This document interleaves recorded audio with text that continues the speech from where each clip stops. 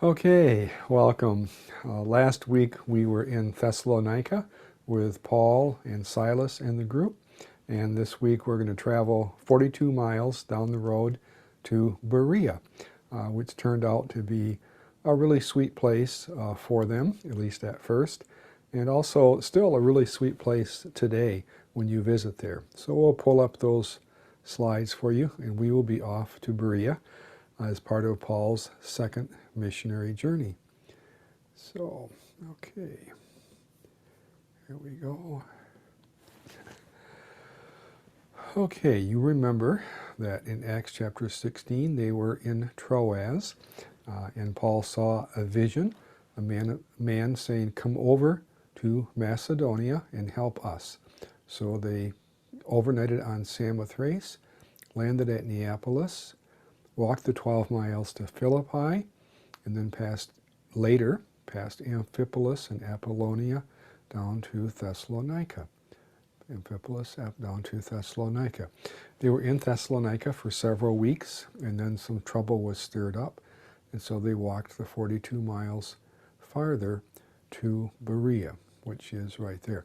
This map doesn't show it that well, but Berea is actually quite close to the water, which figures into when they left Berea, the believers in Berea brought Paul to the coast so he could jump on the ship and head for Athens, which was his next stop. So here we go to Berea. Okay. Berea is yet today a city of Christian churches. Our Greek friends tell us about 40 Christian churches yet in Berea. This is one of the few left over and well preserved from the Middle Ages, probably about 11 or 1200 AD, Church of the Resurrection of Christ, as you can see here. And you will see that it's below street level, as everywhere. To go back in time, you go down in level. And I'm going to guess that this was actually about the level of when this excavation began. And so now that's been uncovered and restored. So you can see a very simple but lovely Byzantine era church here in Berea. In fact, maybe we should at this point back up just a little bit to Acts chapter 17. Paul was in Thessalonica, and there was a disturbance there by those who did not like his message. And so the brethren immediately sent Paul and Silas by night onto Berea. So it's interesting to figure out, since it's about a 42-mile walk, that's 2 long days' walk, and they left Thessalonica at night. So it's hard to know whether they got out of town a little ways and then felt it was safe to sleep, or they walked all night and then all the next day, which would have brought them to Berea, but that'd be an awfully long walk. So in any case, they came to Berea, and when they got to Berea, they went to the synagogue. Again, Berea was a well-established enough city that it had a Greek synagogue, or a Jewish synagogue. Unlike Philippi, which did not have a Jewish synagogue, Berea had a Jewish synagogue. In coming to the Jewish synagogue in Berea, he went in to the synagogue and shared the message of Jesus the Messiah. And we read that the inhabitants of Berea were more noble than those in Thessalonica, in that they received the word with all openness of mind and searched the scriptures daily whether those things were so. And because they were opening their scriptures and comparing their written Old Testament to us scriptures with what Paul was saying, they were seeing the correlation. And we're told in verse 12, therefore, because they had their scriptures open and they were listening attentively, therefore many of them believed, also honorable women which were Greeks, and some also men.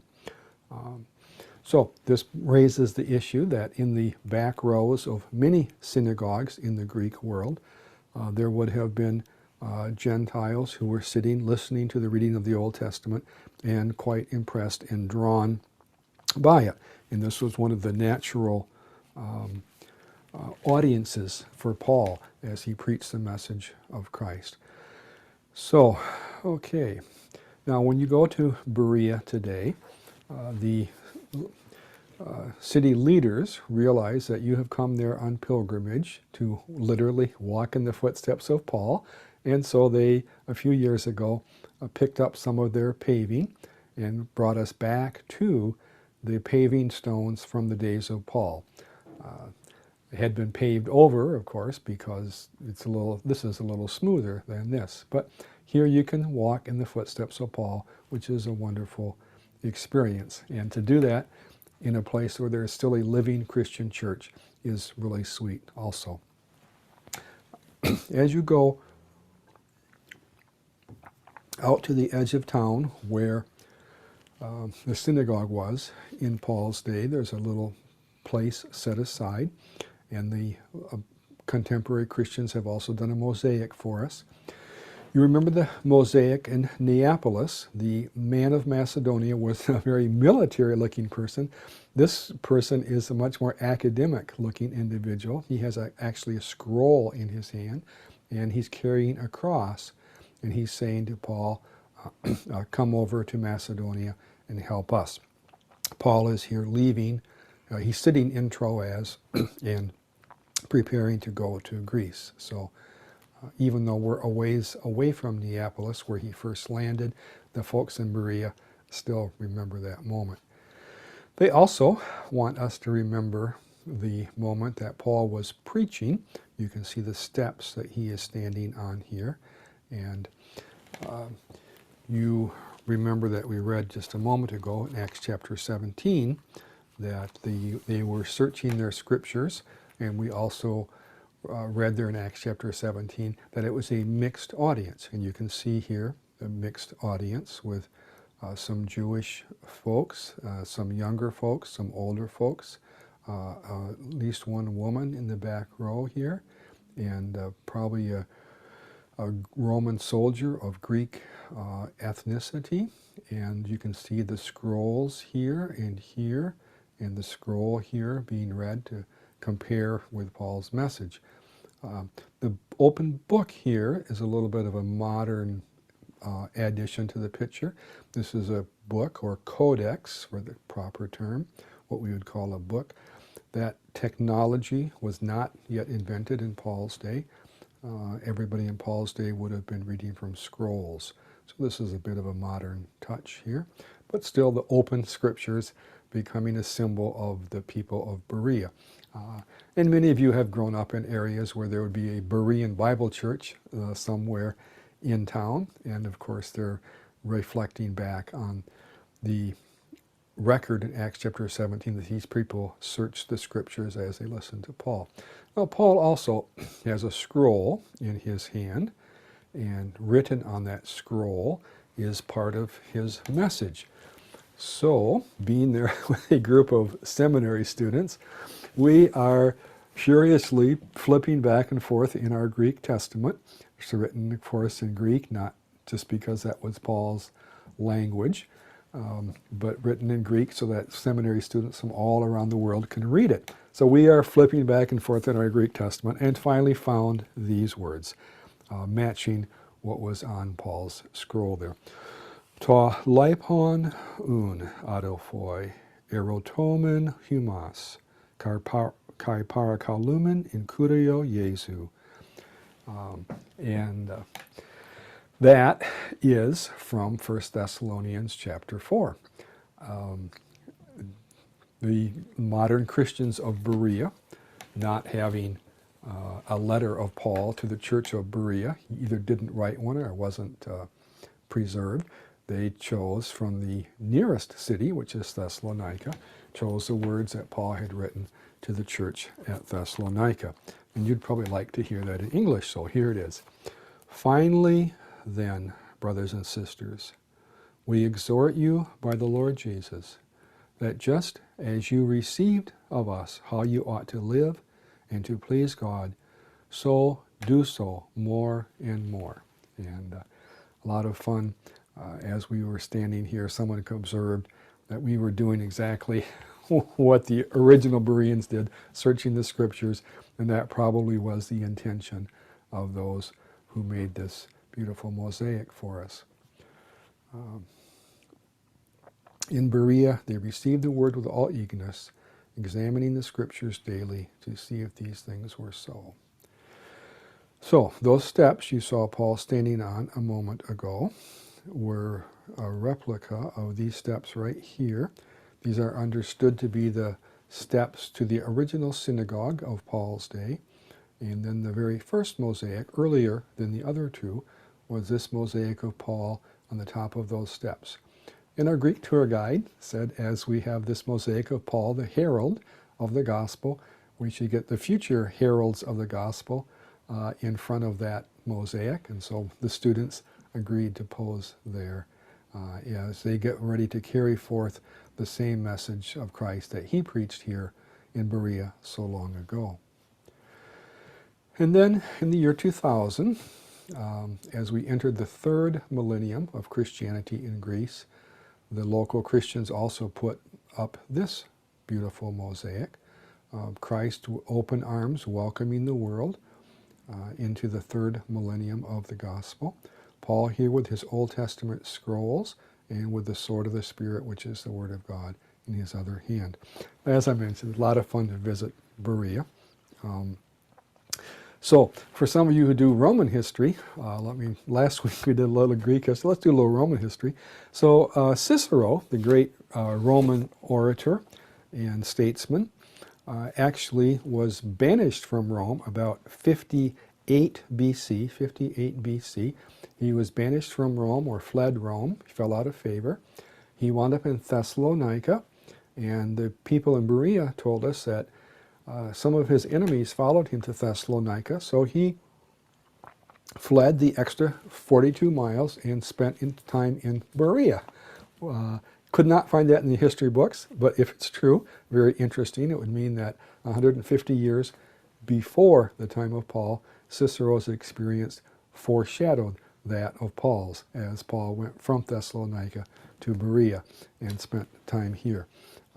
Very beautiful little city today.